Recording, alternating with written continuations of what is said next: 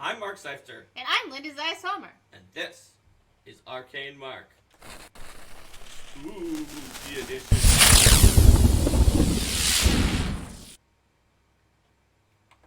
Welcome everyone to Jim Tool's Horror in Your Games. It's going to be all about tips and tricks to run games that include horror elements successfully and in a way that is really fun for your players rather than actually real-world traumatizing for them. Yep. So, horror games, I know we've certainly talked about session zeros before and the importance of getting everybody on the same page and figuring out where everybody's coming from. And horror games, which are generally designed to invoke fear, this is something that's all the more important.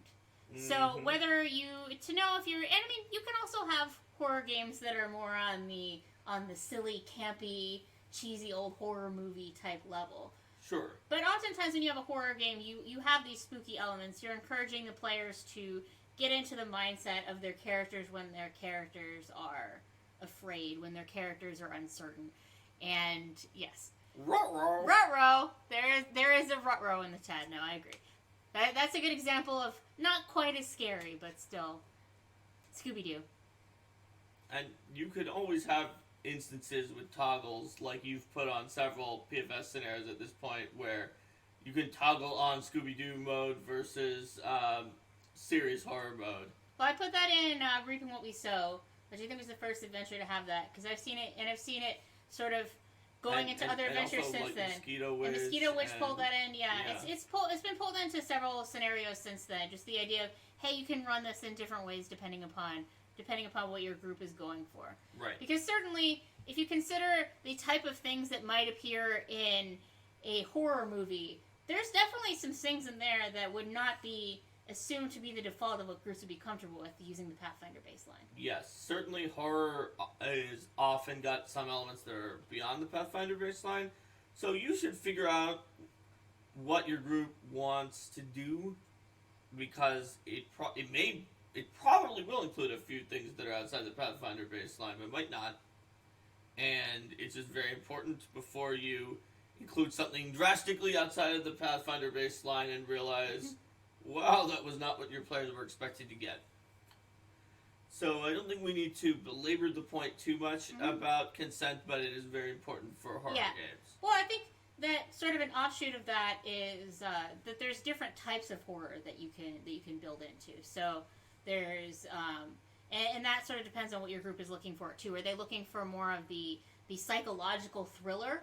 Are they looking for more of the classical Lovecraftian horror where your characters are up against seemingly insurmountable or even insurmountable odds, and the goals are not to triumph in a glorious victory, but are instead to survive or to make it to some certain objective, even though in the end, they're not necessarily going to survive to the end. They're not necessarily going to save the day or things like that. That's usually called cosmic horror when we're going to get into the subgenres of horror later on. Mm-hmm. Should we wait on the subgenres for a little bit? Or we could go directly into them and give no general tips about horror. Give the general tips later. No, general tips sounds good. I figured it might be worth just mentioning that there's different genres. And some people might be totally okay with the most horrific body horror and tentacles sprouting out of people's bodies and misshapen, but the moment you go into psychological horror, it's a big red flag for them. So I think that's why you started enumerating the subgenres, is because consent for and sort of being very liberal on one end on how much you would like to include does not necessarily mean you are in every subgenre. Is that sort of where you're going? Yeah, that's sort of where I was going with that, is that there's a lot of different ways to do horror games, and so it's good to look for the one that's going to work well for your group. So, fundamentally, and Shadow Dragons has a call out for Horror Adventures book. There's a there's a very good section in there that was written by Wes Schneider, and that I did the first design pass on. I feel like I learned a lot about horror games from doing the first design pass on that section of horror adventures. It's, in my opinion, the cornerstone of the book, and it's chapter 6, running horror games. And it gets to a big question that was going to be the first thing that, other than consent, that I really want to cover in this episode. And that question is, for most of you, like, this show could be about, in GM Tools, could be about various role-playing games, especially when we talk about a genre. Our tips for intrigue plots, you could use it in any game that you're playing. But we expect, we think a lot of the people who are watching these videos are most likely playing Pathfinder, Pathfinder 2nd Edition, Starfinder, those kind of games. And the thing about those kind of games, you'll sometimes hear from people is like, oh, you can't really do horror in those games. And that, I think, is overly dismissive, but still cognizant of an underlying fact, which is this. A big part of horror is the unknown and the insurmountable. And once you have contextualized everything into easy to understand information, it's like, oh, this thing is 2 levels higher than us. We can usually take those, and here are its statistics. Here are its statistics. Here are its special abilities. I know I fought these things before. I can use sudden charge. Whenever people can get into the encounter mode with something and start beating on it, it can take away a lot of elements of horror. Even if the monster is actually way too hard for them, and is 8 levels higher, and is ridiculously doing high numbers, then they might just get mad and not scared. It's like, oh, what? That's unfair. Why did it get a 70 on its attack roll or something like that? But as long as you can keep it out of encounter mode for a while, keep things a little bit off screen, keep people a little bit more off balance, and not put it into the very regimented, okay, I'll take my actions. It's a lot of keeping horror and suspense in your game, and Horror Adventures mentions this as well, though they didn't have encounter and exploration mode, is that you want to balance the way that you have the players and their characters interact with things, and not do it too heavily in a rules-based analytical mode. One of the things that I think really does this well is the scenario, the Reaver's Roar, which has a large monster threat, but instead of just going in the beginning and saying, okay, you're fighting it, there's a large number of hazards and other things that come about that are just like, the monster's fist smashes through the floor, and then you have to deal with this, and things like that. So the more you can have these sort of side ways of interacting with things, these events, these watching how other characters react to what's going on, rather than going directly into the combat encounter, the better off you're going to be. And let's say that you are in the combat encounter and you're fighting something. There's certainly lots of tips that you can use to make the combat encounter feel less predictable. So one thing to do is, particularly if you're playing with experienced players who tend to be familiar with it, the second that they identify that it's a plague zombie, they're gonna be like, oh yes, I know all of its abilities, yada yada. Switching things up and the abilities, switching things up in the way that you describe the monster, so that people aren't necessarily going to predict it right away, and also using descriptions when you talk about the attacks. So instead of saying, yes, it attacks, it gets a 30. Does that hit you? Oh, it hits you.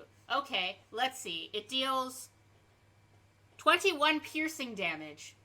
I'd like to raise my shield. Oh, I see, you've raised your shield. Well, your shield takes yada yada yada. So describing what the actual attack looks like, and focusing less on what the number is, putting that numerical stuff in the background. And I think that secret checks are a really great tool to deal with this as well.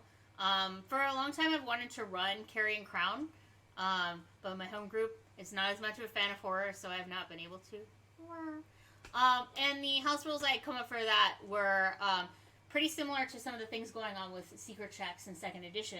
The idea where, when you're rolling that sense motive, when you're rolling that perception to find something you don't know is there, when you're rolling that knowledge check to know how much you know about things, that is hidden, so the players don't know whether or not what their characters know is accurate, because that sense of uncertainty, whether or not you don't know how well you understand the situation. You don't know exactly what the monster is going to do. You don't know exactly what's happening with the situation and the combat. Can help really contribute to the sense of not just being, yes, I'm going to optimally tactically perform this combat. You can also get players engaged from the beginning by helping them to work together to build characters that are a little bit more appropriate for a horror adventure, that are not like, I am the bold paladin who is not afraid of anything and has no moral flaws and will always fight for justice and good, no matter how grim the day is, it is still, there is more life for me. Making characters who can be scared. And I also find that horror also often deals with concepts of, not being able to win absolutely, which can pull in things about moral dilemmas and things like that. So it's not necessarily as interesting if you just have one character who's like, yes, I will apply exactly this paladin's code to this exact situation and I will always act in the same way. But rather, characters that are not so set in their ways, whatever those ways may be, that they are resistant to being shaped and molded by the story as it progresses. And characters who you just work with the players, like, what is your character most afraid of? Ask them questions that get them into their character's emotions, because some players, even some very good and experienced players, can sometimes wind up playing their characters a little bit like sociopaths, because, well, it's a character in a game, right? So it's like, oh yeah, well, whatever. Sure. Like a story that we tell sometimes when my little brother was playing a game I was running. His character was nearly killed in a desert, choking on sand, knocked unconscious, and like some of the other people, an NPC with a Rod of Splendor managed to pull him out of the desert, put up the special Rod of Splendor pavilion, and it had like an oasis in there, and so he woke up, and the other players like, oh my gosh, guess what is with his character? Guess what happened? All these things happened, and look around you. And I was like, all right, how do you react? And my little brother said, 3 cure moderates. Yep. That was his answer, was 3 cure moderates. Because he knew he was low on health still, and he wanted to catch 3 cure moderate wounds. So, like, 3 cure moderates became one of our, like, mantras for, like the sociopathic character who is just being played by the player and is going to not react to what's around them, but be smart and do the thing that they need to do mechanically. Or like the characters who, or like the characters who react to any disruption in their plans by killing anyone who stands in their way. Like the town guard notices them, they just decide to massacre all the town guard. We're the heroes. Yeah.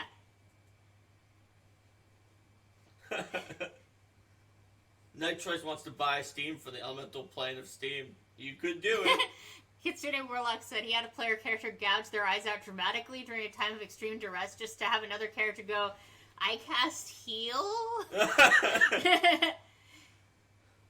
There you go. That's a good example of the 3 cure moderates in action. Or another example of that is where you just have players who are like, wait a minute, my character could work 2 8-hour workdays every day with no break, and also find a way to not sleep and work a third 8-hour workday every day. And it's like, but does your character really want to work 3 8-hour workdays? Look at all this money and other advantages I could get for that. Yeah.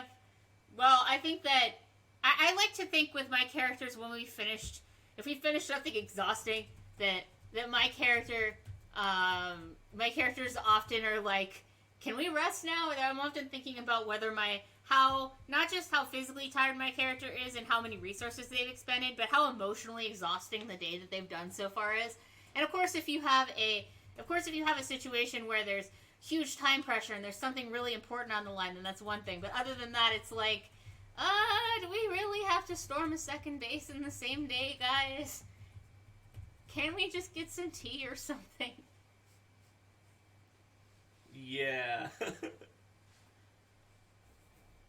And Nitrous was talking about the reward of like the harrowed cards, and they explicitly don't do anything.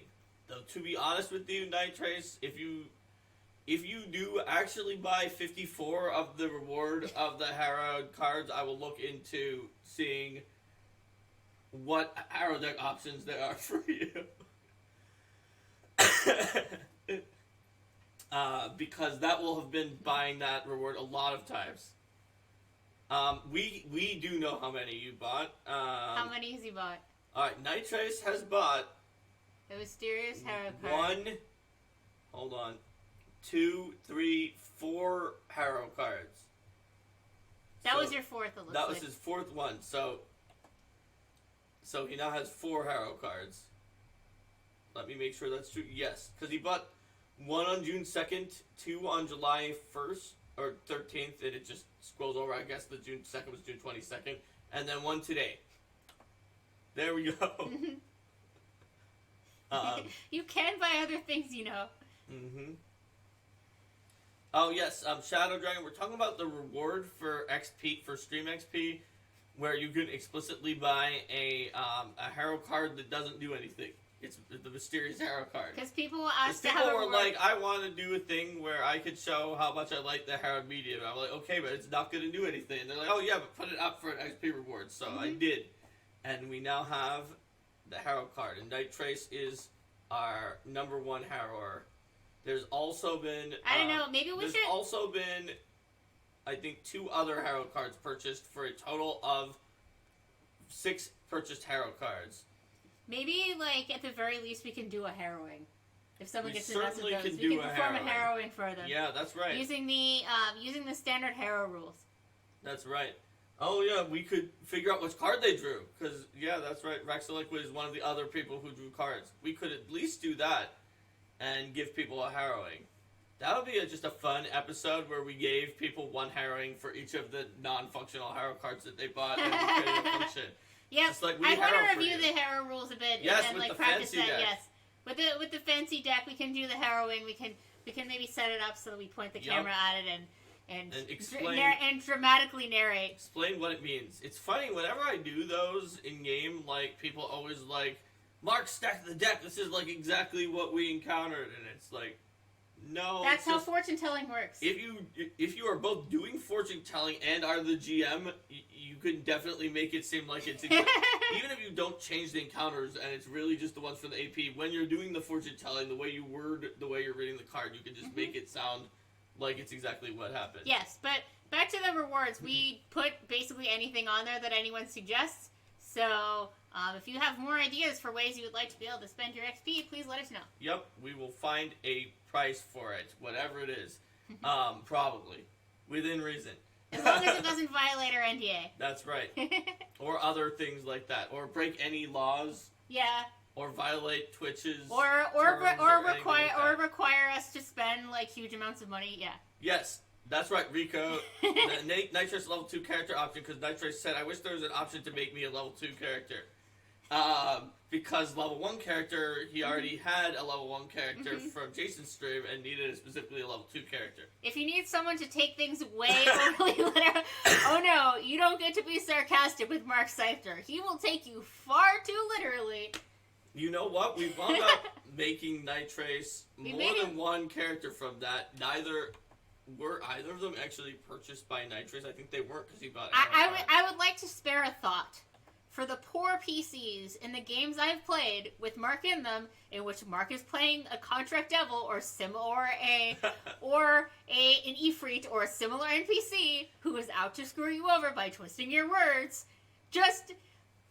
Everyone in our group knows, just like, don't even. No matter how good of an idea it might seem at the time, never do it. You're too clever. Well, no, I mean, I just feel like that my life policy of not lying, but possibly saying things in a way so that it doesn't upset people that is also still technically true, makes me good at doing that, if I need to. Well, I wouldn't say he's serious. It's unless you count serious about trolling you by jokingly taking you far too literally. It's very much a joke. Yep. Usually. Like, when I ask you if you can do something, or if you will do something, and, like, you won't tell me if you'll do it or not, because you don't know if maybe you'll get distracted in the intervening time and not do it. That's true. Yep. Exactly. This literally happens. And she really means literally, not ones you like. No, I this really is mean literally literally. $1 million. Yep, no, totally. All right. Anyway, squirrel. I'm gonna draw the squirrel. We have drawn the sign of the squirrel. All right. So Farewell. we were talking about getting your players to buy in by having them build characters where they look at the psychological persona of the character. Because when they do that, it doesn't matter what game you're playing. When you have a questionnaire where you just ask a few things, what is your greatest fear, like what is you hope for the most, or something like that, then the players will buy in because they'll like sort of intentionally be afraid of the thing that is their biggest fear. But even if they encounter something else, they've started to think about how their character feels, and not just, oh, I've got sudden charge and I have 18 strength and a greatsword. And I think too, it goes into what does your character value the most? What are your character's primary goals? What do they want to protect? What do they want to prevent from happening? Because if you know what they value, yes, then you can put it at risk. And yes. in horror, the sense that it's at risk can be a deep horror for players and their characters, even if they know you're not doing a Call of Cthulhu one-shot and that their character will probably make it through the encounter. In fact, in essence, for the standard sort of sociopathic murder hobo character, there is one thing that is like this, that is the true horror in all games. Yes, Linda's doing the whole money thing. It is their items getting destroyed. That is the one thing that, like, if there's some risk that their items are going to be destroyed, suddenly, like, everyone's eyes are wide and they're terrified and like, oh my gosh, if they're going to die, oh, whatever, we can just... If their family's going to die, man, whatever. Yeah, they're already either dead anyway, or I was an orphan, because I'm always an orphan. That's right. But if you get players into thinking about what their characters are worried about, and what their characters want, what they love, what they care for, what they would do anything for. It's like, what would you do anything for, even if it crosses a line? You could ask that in the session 02. Yeah. Send that to you privately. And even if you never even actually test them doing that, they just start thinking about their character's role play. And thinking about it, too, in terms of having characters that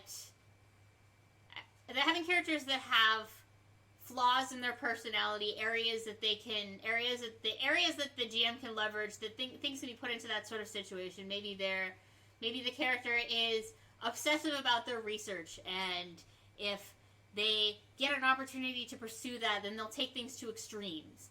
Or maybe the character really, really wants to protect a certain group or protect their family, and what will they do to protect their family and things like that. So thinking about what kind of things would cause your character to do things that they wouldn't necessarily normally do. Fate worse than death, yes. Oh man, Rico had a pixie slit a bag of holding worth all the treasure. Oh my god. I once had a group where they were just ridiculously overly wealthy and had giant party treasuries that they didn't spend, and then some PCs who would like steal from the party treasury. It was usually like the exalted, good aligned guy who kept stealing from the party treasury. It was very strange. But yes. They were way over wealth by level, and they were evil, and they betrayed the pixie. Sounds like they deserved it. There's also the time that the wizard stole money from the party treasury and blamed it on his NPC sister, because he said, she's an evil shadow clone of my original sister, which was true because he made a deal with an evil shadow clone to replace his sister previously, and the evil shadow clone had been correctly replacing her and keeping all the treasure very carefully and not embezzling any of it from the party. Always have a watch, or at least some alarm spells and traps rigged up. Like, at least try not to be ambushed in your sleep. Yep. Although that's another good time to attack PC. Horror doesn't always play by the rules in terms of attacking the PCs when they have all of their resources and they're ready and they have time to plan. Horror can attack the PCs in the middle of the night when they don't have their armor on. It can attack the PCs while they're in the middle of another encounter. It can attack the PCs when they're really low on resources. It can attack the PCs in multiple directions at once, so they can't possibly save or protect everything, and they have to prioritize. generally, if you do that theme where it's like, instead of resounding victories constantly each time, the PCs are staving off some of a bad thing and blunting it, but the rest of the bad stuff is going to happen and they can't do everything. And everything's gradually getting worse. That can also give a sense of horror. In fact, like, the idea of something that starts out pure and gets corrupted over time is key to gothic horror, which is also one of the subcategories of horror. So, do you think that it's worth going into subcategories, or should we talk about some presentation tips for horror games, like lighting and music and I think presentation Let's tips talk about would be, presentation. let's do that's probably the pretty So, when you're going to run your horror game, like, you've picked your topic, you've figured out what your players are into and what you're into, there's a few ways that you can just make the game just a little bit more horror, regardless of what game you're playing. Control the lighting level. If you use flickering candles, if you turn off the lights, turn them on. If you have a dimmer, it can really help. If you have someone who just really likes playing with lights, like Linda, then I don't know if that's going to help or not. But being able to play with the light level can really change the tension. Music and sound effects has a that are huge really impact. creepy can have a huge impact on people. Some people use props, but you have to be pretty careful with those as well. In another episode that wasn't completely about horror, we talked about those.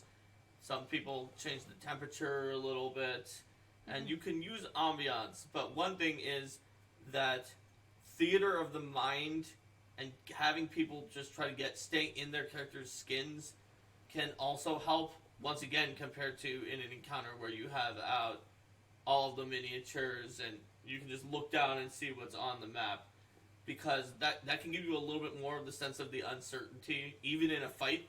If it's theater of the mind and you're just like, what? Where is it? It could be around, and Jim's like, oh yeah, it's around the corner somewhere. You hear it scrabbling, but you don't see a mini of a monster on the map. And then you're like, oh, well, because when you see the mini of the monster on the map, then a lot of people will start calculating, okay, how many moves is that away from where I am right now, and things like that. And how exactly... One thing that I'll do for miniatures sometimes, when the PCs don't know as well about the structure they're going into, is I'll just put a blank map out, or like a small grid section, and I'll ask players to arrange their party order from front to back, and then I won't necessarily even put out a whole map. I may just use that in the theater of the mind to say, okay, this is the front of the party now, and that because that helps with knowing how far apart people are spaced, their general formation, and making sure that you don't get the wait, but I would have been behind him types of discussions and confusion. Shadow Dragon's wondering, with these logistical controlling the space tips, how do you do that for online play? That's what Shadow Dragon finds more difficult. So I think it also depends on what you mean by online play. If you're talking about a virtual tabletop, if you have voice, and you have voice chat, if you're talking about something that is a play-by-post or text only. Because if you have voice chat, you can also do music, sound, and some of the things, but ultimately you're not in the same room with them, it's going to be harder.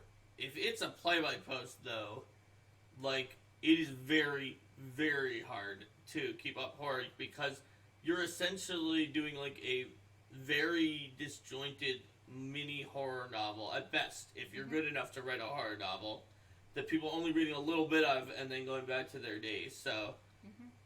that is one of the genres that is particularly challenging in that format. Yeah, I've never really tried to do horror in that kind of context. I mean, play-by-post is a lot easier job with things like comedy and extended role playing, and things like that. I would say that if I were to be in a position of running something like that on a play-by-post, I might try to schedule things a little more so you have periods where people are posting a fair amount, and then periods where they stop posting, so you can get some momentum going on. Mostly a play-by-chat, except for on posts, almost. Yeah, well, I mean, you still have so it's a little so it gets a little bit more of that play-by-chat feel, and you can have things evolving. Yeah, and another tip that I guess Linda sort of learned by accident in her first game of Council of Thieves, is that if you are really nervous and freaked out when you're running the game, it can help you really scare the players.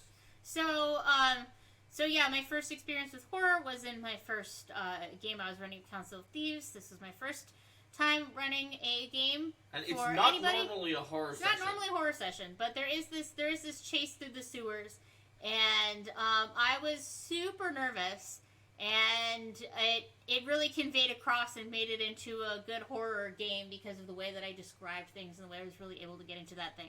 So I don't really get that nervous GMing anymore. I mean, sometimes I do if I'm running an event at a convention and I'm thinking like, oh gosh, like people did a raffle to be in my game, and then I may be a little nervous right before or whatever. But one thing that I do for horror games is I deliberately underprepare so that I know that I'm not really fully ready for the session. And then at certain times I allow myself to focus on that feeling of not being prepared and sort of not really being sure what's going to happen and things like that. And I channel that into the way that I portray NPCs and describe the scene.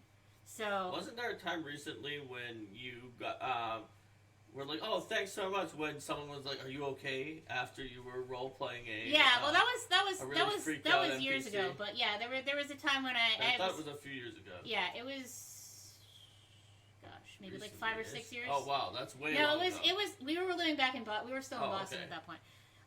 But yeah, I definitely had someone ask me if I was okay because I was preparing. I was running an NPC who at least was portraying herself as being really frightened and traumatized, and I got asked if I was okay.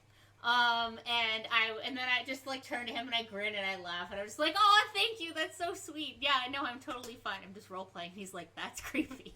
And it's still one of the best compliments I've ever received on my GM. But yeah, I totally use underpreparing, and I don't know how well this works for other people who don't like have a history of anxiety, because I am pretty in tune with that part of my psyche.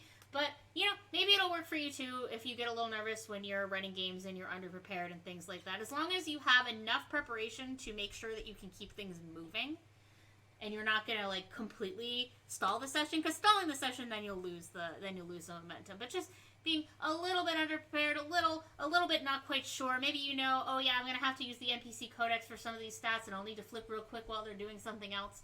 It's this tip that I haven't really heard in other places, but that has served me quite well. All right, so we're going to talk about the sub-genres of horror. Oh, Shadow Dragon suggests prolonged silence to unnerve a group of people. Ah, yes.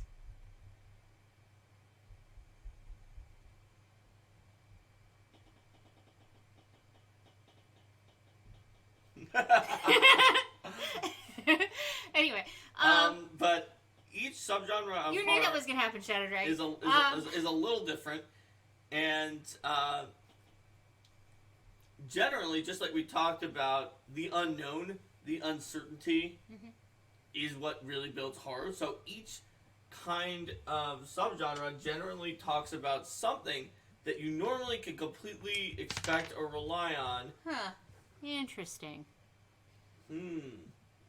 Very interesting. Linda just rolled a d20 and got a 4, and then she said it was interesting. Hey, you're not supposed to tell me then when I got my results of my mysterious d20. Yeah, so things like mysterious d20s for no reason and little tricks can help you with that uncertainty as well. There's Are all you sorts sure you want to open that door? There's all sorts of GM tricks. Or be like, I guess you forgot to check for traps. Or, well, that's you picked that one, huh? But they roll a saving throw and they roll a low number or whatever. They're like, nothing happens to you yet.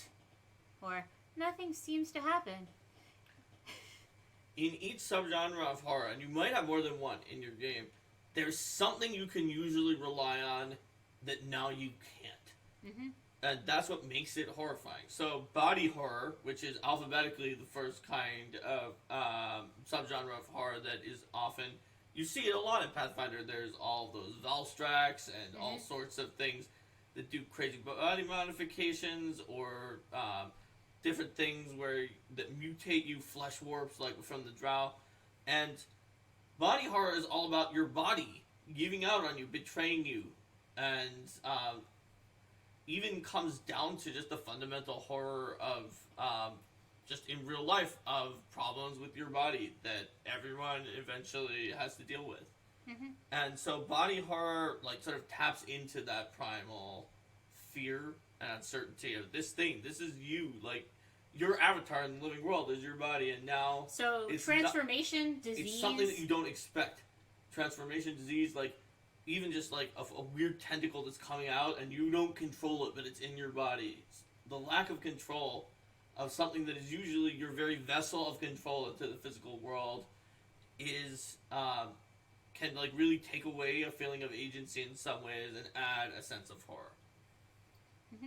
I did want to point out one more thing about Ambiance. Mm-hmm. I mean, I know that there's the whole stereotype it was a dark and stormy night, but really, honestly, if it's dark outside and it's kind of dark in the room and the weather's bad, stormy, or you're playing some stormy ambiance in the background or things like that, it really can make a big difference in how things feel, or if you can lower the lights or put down the shades and things like that. So I don't want to mention Shadow Dragon says diseases don't have HP. It's And there's yes. other fun tips. Like, we'll get into this if we do Design Diary Horror Adventure, but diseases that don't do what you expect, there's a disease modifier you can put onto diseases from Horror Adventures disease section, where when you try to use magic to remove it, it feeds on that, so it then, like, spreads out to a bunch of other people instead of being removed. Or like the Citamiddle, or whatever, what was it called? The Citamiddle, that makes your Citamiddle, positive energy that turn to reverses your negative positive energy. The idea Reverse the polarity. Yeah, the idea of there being cases where what you do to try to help just makes things worse. And a lot of different kinds of horror are like that. Body horror is specifically about your body. Pathfinder is full of great monsters for that, great themes. Alchemy gone wrong, and sort of the unhinged science experiments and things like that are staples of body horror. Whereas cosmic horror is worse in some ways for the PCs than any of the other types of horror, because the other types, something's going wrong, something's giving out on you, but in cosmic horror, everything's working the way that you kind of thought it did, except for that the problem is all of that is a lie and everything is the concept, is doomed. Everything is doomed. The very concept of knowledge is dangerous. The more you try to understand, the worse off you Because will be. understanding the truth of reality, which is that everything is doomed and that you are a speck and that nothing matters, it is so very nihilistic that the mere fact of the matter is that the so-called sanity that you have in a lot of cosmic horror games is ultimately self-delusion. Some of the most self-deluded characters can have the highest sanity. And when you lose sanity, you're generally learning the truth and peeling through the layers of the onion about reality. And so it's not just like the sort of facile surface level that people always say, like, don't read the books because like there's secret evil in the books. But the books are actually telling you the truth. You're actually learning more about how things work, and you find out that how things work is really bad. And there's also the sense there of a damage to your character that is not something that can be undone. Right. That something happens and your character is never going to be the same. This isn't just the hit point damage that you're going to recover. And body horror might have that. Body horror has that too, certainly. Gothic horror especially has that too, of like, now that the pure has become impure, it can never be. Yeah. But I think that's just an overarching theme of horror, is the idea that there are losses that cannot be regained. Not everything is just so easily counteracted. Yeah, and another useful thing to use for that too is having some sort of modifiers on, when you're the fundamental idea of hit points being a primary thing, that you take the damage and then you just heal up and it's fine. Having ongoing lingering effects of injuries can certainly be. Even if it's not permanent, but it's more of a, for a while you're going to be carrying this with you, as opposed, you can't just snap back immediately. You have to think more carefully about what risks you're going to take. When you're running a horror game, you can use rarity if you're running Pathfinder 2nd, or just want to crib it for whatever game you're running, to help you, and you can make certain condition removals rarer or weaker, or in some way ameliorate them, just so that you don't have to be like, oh, you still have removed disease, but just all the ones we're going to do don't get removed by it. That can generally make things easier. Back in Pathfinder 1st Edition, we had to deal with the absolutely hugely problematic for several genres spell heal. The old heal, where it's like, this just removes everything and it cures all mental illness somehow, even though that's very reductive about people who have mental illness. and everything's back. And so we constantly had to make sidebars in Horror Adventure and other places. The heal spell actually doesn't heal this, even though it says it heals and like everything. the break enchantment and the because that's also break enchantment's also another one that's like, well, why would you ever cast Stone to Flesh, because Stone to Flesh is higher level and has a chance of something bad going on.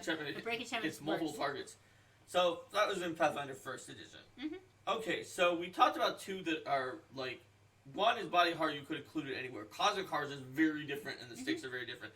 Dark fantasy is usually the closest to a normal Pathfinder game, but what makes a difference between dark fantasy and just your normal game of any fantasy RPG is that in dark fantasy you really focus on the grim, dark, and horrible consequences that you sometimes gloss over when you're just regularly playing through and everything's about the heroes. Maybe the evil overlord won and is in control of the world. What horrible things are happening to people in this that are left under the cracks of this feudal system? That it's not just a shining, oh, we're all happy and we love this friendly. Well, there's king. a home campaign that's a one-on-one game that we play that I think is a really great example of dark fantasy. The idea that you have where we have a character who's a witch. It starts off as like, oh yeah, I've got a character who's a witch, and like the church is kind of after her. But as you start to peel back the layers of everything that's going on.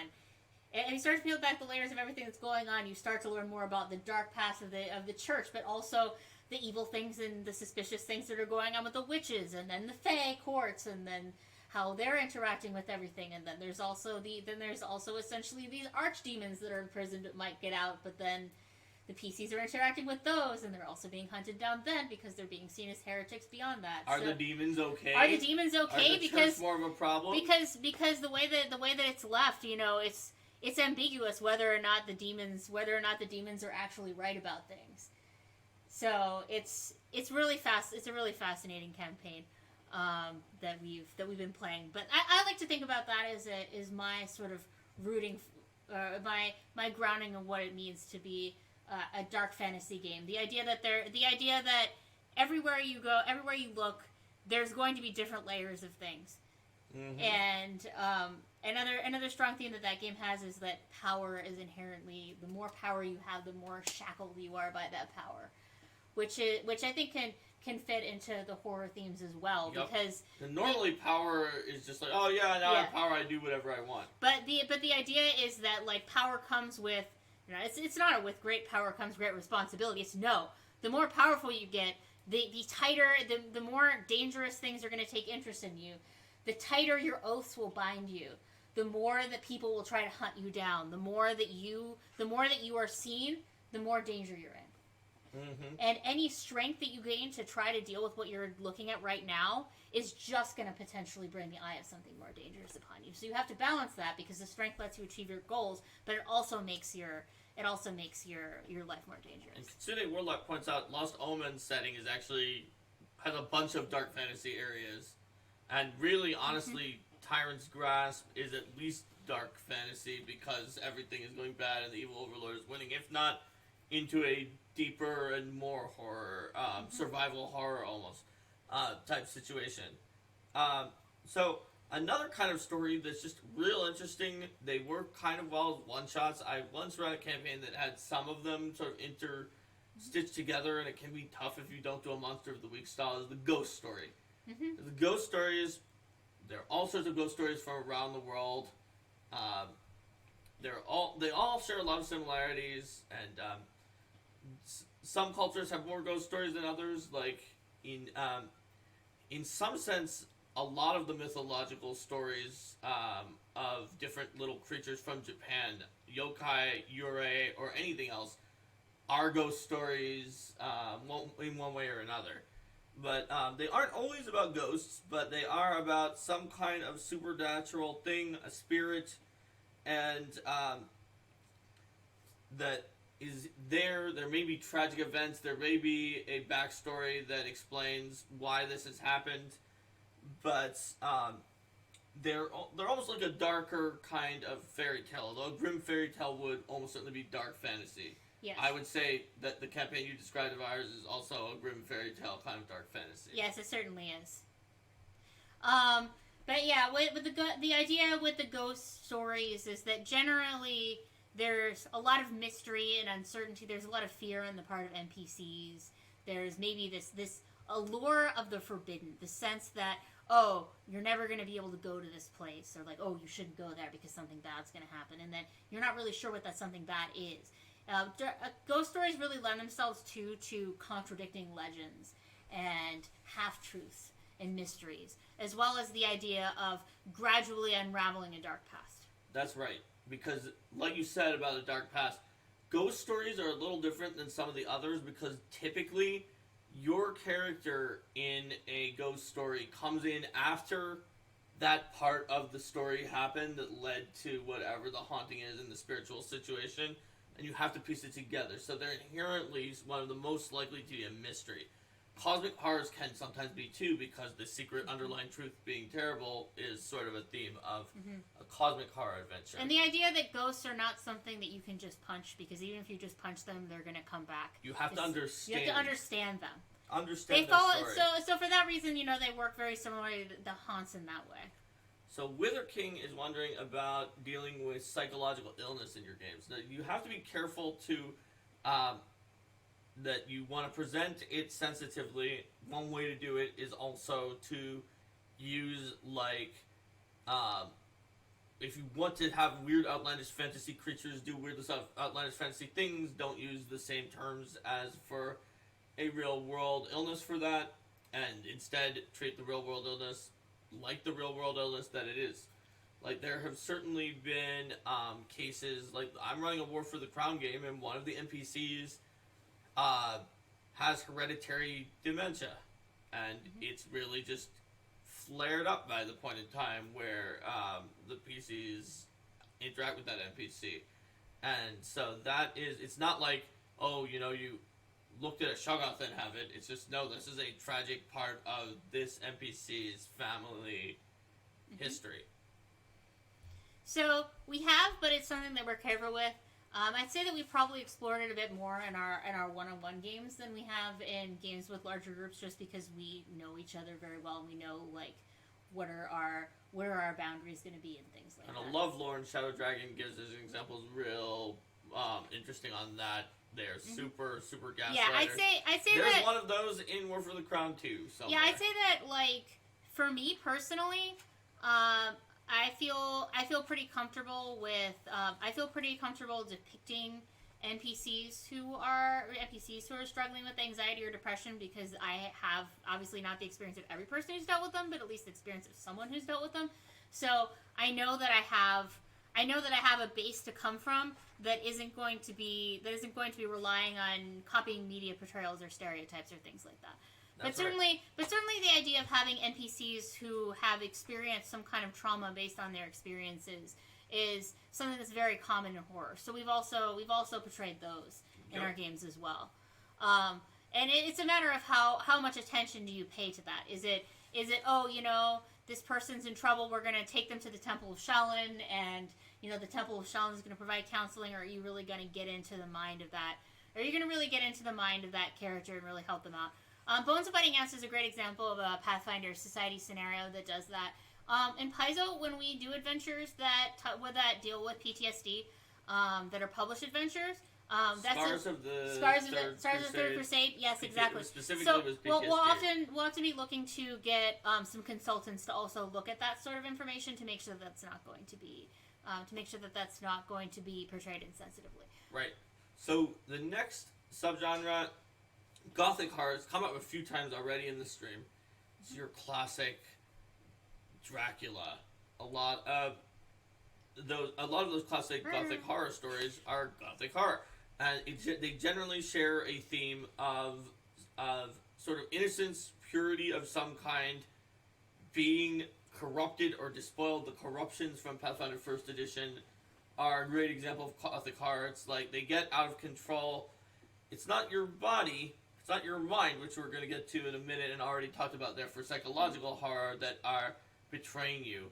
It's your environment. It is just sort of everything. It may be a fundamental part of you. It may be like your nobility or virtue, whatever that is. Yeah. That there's some kind of element that is growing darker, more corrupted. Decadence and decay are common themes for sure, and that sort of thing. That's right. Ustalav, as Shadow Dragon is talking about here, is the gothic horror nation in the Lost Omen setting for sure. Because extravagance over the top, and especially showing the noble or tragic qualities of something that was once good but has now been corrupted, even if they are now a horrific being. Like Dracula in Bram Stoker's Dracula, like he shows like when he's talking some signs of nobility, even though he is a horrible vampire who is murdering people. So it makes you wonder, where were they before, and could that kind of thing happen to me given the right circumstances? That's right.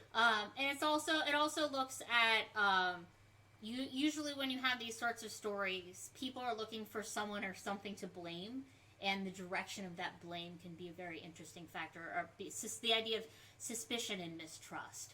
Are you, by virtue of being someone who is trying to understand what's going on and trying to fix things, are you going to be the one who becomes the target of the ire of the angry mob?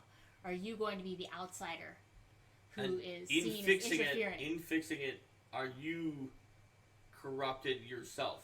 Yes. Like, certainly in, like, the original Diablo, where you save the day but then get corrupted, leading into the sequel, that's a gothic horror theme. That's a very horror action RPG overall, but that's a very strong gothic horror theme. So, psychological horror, we've talked about it before. It is, like, literally the mental essence to the material essence of body horror. It is the same thing as, like, my mind, that's how I used to think and interact and understand the world. If that's playing tricks on me, if that's unreliable, if that's giving out on me, for some people, just in the real world, that idea is one of the most horrifying possible things that they can think of. So, psychological horror it may not have, like, the gross factor of certain body horror, but it's really scary stuff.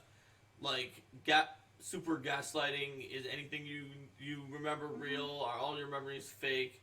Is your mind playing tricks on you? And even if you feel fine, are your adventure, is everyone you're traveling with okay?